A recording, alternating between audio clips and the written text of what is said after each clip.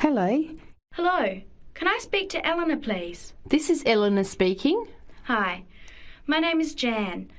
I'm calling about the car that was advertised on the notice board in the Student Union building. Is it still for sale? Yes, it is. Your ad says it's a 1985 Celica, in good condition. It's old, but it has been well looked after. My family has had the car for 10 years. I'm just the third owner and my mother had it before me, so we know its history. We've got all the receipts and records. It's had regular maintenance and the brakes were done last year. It runs really well but looks its age. Why are you selling it, by the way? Well, I'm going overseas next month to study. I'll be away for at least 2 years, so I have to sell it. Unfortunately, it's been a good car. You want $1,500, is that right? I was asking $2,000, but since I need to sell it quickly, I've reduced the price. Would you like to come and take it for a drive? I don't live far from the university. Yes, I'd like to have a look. What time would suit you? Any time this evening is fine. Well, I finish classes at 6 o'clock. How about straight after that? Say 6:30? Great, I'll give you directions. When you leave the main gate of the university, turn left on South Road and keep going until you get to the Grand Cinema. Take the first right, that's Princess Street. I'm at number 88 on the right. So it's 80 Princess Street? No, it's 88 Princess Street and the suburb is Parkwood. You'll see the car parked in front. It's the red one with the for sale sign on it. Okay, thanks Eleanor. I'll see you later. Bye. Later that day, at the university, Jan meets up with her friend Sam and tells him about the car. Hi, Sam. Hey, Jan. What's happening? I'm glad I ran into you. I've decided I have to get a car. You're going to buy a car? Do you really need one? I'd probably still be driving, except that my car broke down last year. Instead of getting another one, I just moved closer to the university and went back to riding a bike. Better for the environment, better for my health, and I save a lot of money. Did it really cost that much? Well, when you think of registration, insurance, rising petrol costs, parking plus maintenance and repairs, it adds up. I know it's going to be expensive, but I really need my own transportation. It takes half an hour by bus each way to university as it is. But now I'm working at night in the city. There's no way I want to hang around waiting for a bus late at night, then walk 3 blocks home alone. Hey, I think you've got a point there. So what kind of car are you looking at? It's an 85 Celica, same kind as I used to have. The owner's asking $1,500. That's pretty old. How many kilometres has it done? You know, I forgot to ask. I'll have to check tonight when I go to see it. Would you be able to come with me to have a look? At about 6:30? Sure, I'll come, but I don't know a lot about cars. I do know one thing, though. I wouldn't buy an old car without having a mechanic look at it first. That's a good idea. But won't it cost a lot? Not really. You can get a check done through the Automobile Association for $80, and it comes with a report on the condition of the car. It can save you a lot of money in the long run. I'll keep that in mind. So we have to get to Parkwood at 6:30. Do you want to take the bus? It goes straight down South Road every 15 minutes. Or maybe we could walk. I don't think it's that far. Actually, I could borrow my roommate's motorbike for an hour or so. He's working all evening in the library. Do you think he'd mind? No way. He owes me a favour or two. Okay, great. See you at 6, outside the student centre. Part 2. Hello, everyone. Glad to see so many happy faces on this wild and windy day. Are you all ready to go looking for whales? I'm Tony, and our other guide today is Dale. We'll be using these 2 rubber boats you see here, and our trip today will take 3 hours. In a few minutes, we'll be heading into part of the largest temperate rainforest of the Pacific Northwest. I'll show you our route on the map here. This is where we are now. We'll be leaving the sheltered bay and heading out across the mouth of the bay toward the open water. As you know, last night there were strong winds in the area, so we can't go out into the ocean as we had planned. Near the mouth, the water will be quite rough. That's where we are most likely to spot orcas, or killer whales as they are also called. After crossing the mouth of the bay, we'll enter the calmer, shallower waters. This is where you look for gray whales. Then we will continue up this narrow inlet close to the shore. You will have a great view of giant fir and cedar trees that have never been logged. Here is the place to watch for wildlife. You are likely to see bears along the shore and eagles in the sky overhead. Right at the back of the inlet here are the hot springs where we will be stopping for an hour. You can have a soothing soak in bubbling hot water before the return trip. I'll tell you a little bit about the whales now, because with the noise of the wind and the engine, you won't be able to hear much out there. As we head out in the boat, we will probably see dolphins first. They are a gray color and quite small, 1 to 2 meters long. They will swim right beside the boat, racing along and sometimes jumping out of the water just ahead of us. They swim very fast, and they are playful and curious. They're really fun to watch. The next ones we'll see are orcas, or killer whales, which are actually members of the dolphin family. They are 7 to 8 meters long, very fast, and they have sharp teeth. Some stay in these waters all year round. We identify them by the distinctive black and white color. They feed mainly on salmon in these waters, but the orca diet can include seabirds, seals, dolphins, and other mammals. They can be fierce hunters, and this is why they are called killer whales. We should start watching for them as soon as we get out toward open water. We're likely to spot the orcas from a considerable distance. Watch for the black and white marking and mist spouting from the blowholes on top of their heads. Just outside the inlet is where we will probably see gray whales.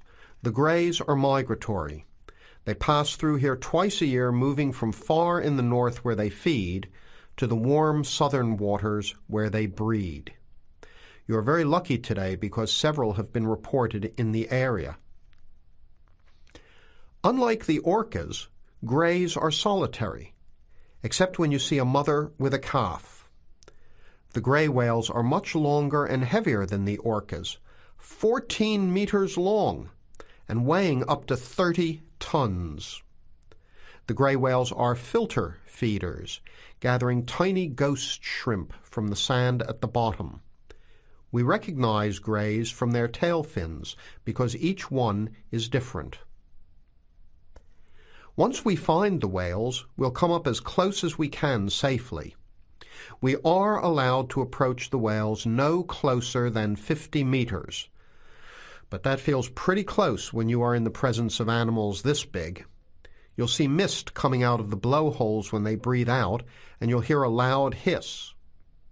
If we are downwind, we might even be able to smell them, a strong, fishy smell. Now, for just a few words of caution. It will be quite bouncy out there, especially in the front of the boat. If you want a smoother ride, stay in the middle of the boat, close to the engine. Hold on to the ropes and keep an eye on any big waves.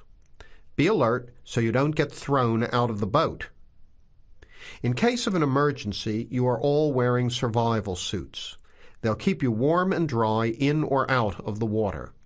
They are bright orange for visibility. The water temperature is around 8 degrees.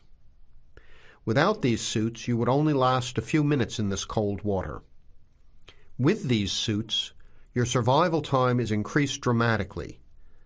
They will keep you upright in the water even if you can't swim. But we don't expect anybody to end up in the water, so don't worry. Now, Are there any questions? I'm afraid of getting seasick. Right. I was just coming to that. If you think you might get seasick, take one of these patches and put it on your arm at the wrist, like this. It works on pressure points of the body and will relieve seasickness without the drowsiness you can get from pills. Are there any other questions? All right then, let's start loading up the boats. We leave in 5 minutes. Part 3. Hi, haven't seen you two in ages. What have you been up to? Hi, Penny. Ray is really excited. He's just been shortlisted for travel documentary. He could be off travelling around the world for 3 months. Travel documentary? What's that? You've never heard of it? Don't you watch TV? Well, actually, no, hardly ever. Especially since I've started working on my thesis. I don't have time to breathe, let alone watch TV. So what's this all about, Ray? Well, actually, it's a competition run by public TV. It involves my two great loves, travel and filmmaking. Is it that program where people are sent around the world making documentary videos? I have heard of it. Fantastic! So you've been chosen? Not yet. I'm one of 34 selected for an interview next week, so I've made it through the first cut. Yeah, there were over 200 applicants from around the country. Pretty amazing, hey? Well, I've been lucky so far. What's the next stage? 13 are chosen from the interview to do a 4-week training course in documentary filmmaking. Then the 8 finalists get sent off with a video camera to travel around the world. Sounds incredible. What's the catch? The catch is that every 2 weeks you have to send in a 10-minute video from a different part of the world. It's broadcast on TV along with the work of 3 of the other competitors and judged by a panel of experts and the TV audience. So you're under a lot of pressure.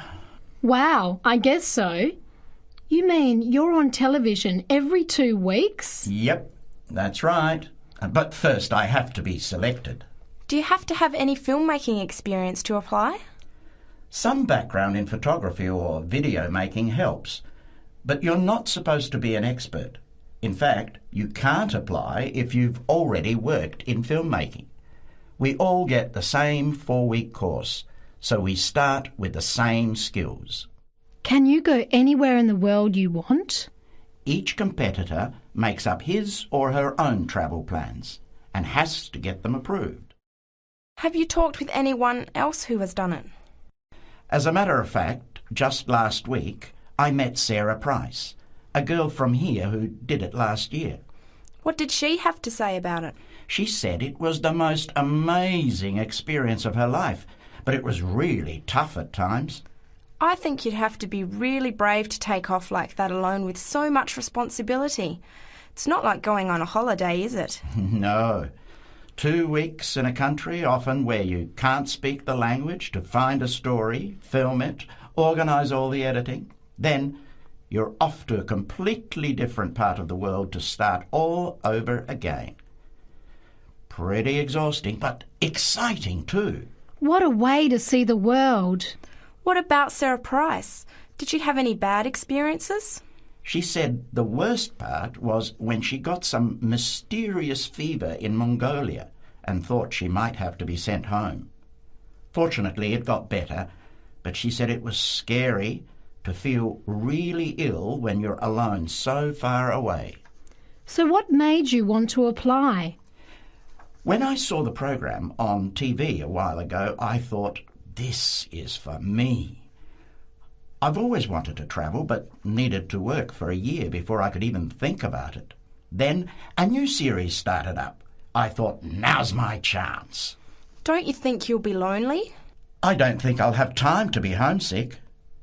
I'm more worried about having too much to do and not enough time to get things organised. So we might be watching you on television in the next few months. I hope so, if I'm lucky. When will you know for sure? They choose the final 8 in March. A month later, you're on your way. So do you have to pay anything? Nothing. It's all paid for. Course, camera, flights, accommodation and in-country travel. The budget is pretty tight, though. No extras. I sure hope you get it. Then I'll be finding time to watch at least one program on television every week. Part 4. Our talk today in this History of Technology series is about a feat of anti-engineering from the late 19th and early 20th century that is still very much with us today and that is linked with the history of the typewriter. It's the QWERTY keyboard. What, you might ask, is QWERTY? Well, have a look at the nearest typewriter or computer keyboard. If you look at the top row, you will see that Q, W-E-R-T-Y, are the first 6 letters. Did you ever think when you were learning to type about why the letters on the keyboard are distributed the way they are? Here's the story. It all has to do with the history of the typewriter. Typewriters existed since the early 1700s, but the first commercially practical system came into being in 1873. The typewriter is one of America's greatest unsung inventions. While the telephone, automobile, and airplane sped up communications and transportation, the typewriter did the same thing for the written word. But few people paid much attention, possibly because they were too busy reading what the typewriter had written about all the other inventions. The first typewriters had the keys laid out in alphabetical order, but this system had problems. Some keys that tended to be typed together were physically close. This made the type bars hit each other and get stuck. Typewriters in 1873 jammed or got stuck if the keys next to each other were hit in quick succession. To solve this problem, in 1878, the QWERTY keyboard was developed, spacing frequent letters away from each other and therefore reducing the number of jams. It was not specifically designed to slow down typists, as is generally believed, but the keyboard did create a built-in inefficiency for typists. The most common keys are scattered all over the keyboard rows, many on the left side. Right-handed people have to use their left hand, which is the weaker hand. Typewriter technology improved, doing away with the original rationale for the QWERTY distribution, but the keyboard remained. In spite of its inefficiency, it is the keyboard we all use today. Already back in 1932, there was a solution to the problem. Efficiency expert August Dvorak came up with a new keyboard layout. His home row consisted of A, O, E, U, I, D, H, T, N, S, which includes all of the vowels as well as the most commonly used letters. On this keyboard, over 3,000 words can be typed using only the home row. In fact, 70% of all the work can be done on the home row, 22% on the row above, and 8% on the row below. The QWERTY keyboard allows only about 50 words to be typed without reaching for other rows. In addition, on Dvorak's keyboard, the right hand handles 56% of the workload and the left handles 44%, just about the opposite of the division of the QWERTY keyboard. This is an advantage for most right-handers. The Dvorak keyboard increased accuracy in typing by almost 50% and speed by 15 to 20%. How much labor did this Dvorak layout save? In one study, a group of typists was evaluated in the use of both keyboards. Those using the Dvorak keyboard moved their fingers just about 1 mile on an average day, while those who used the QWERTY keyboard moved their fingers an average of 12 to 20 miles. The superiority of the Dvorak keyboard was clearly established. However, it has never been adopted as the keyboard of choice. Why? First of all, bad luck and bad timing on the part of the Dvorak team. First, there was the Depression. Not a good time for introducing change. But the main factor that worked against the Dvorak system was habit. People were used to the QWERTY keyboard. Computers today could easily switch the arrangement of letters to the Dvorak layout, but it seemed that because of habit, the QWERTY layout remains dominant. People felt comfortable with the keyboard they learned on, so it was the established patterns of hundreds of millions of typists, manufacturers, typing teachers, and typewriter salespeople that have crushed all moves toward keyboard efficiency for over 70 years. It looks like QWERTY keyboard may be with us for a long time yet.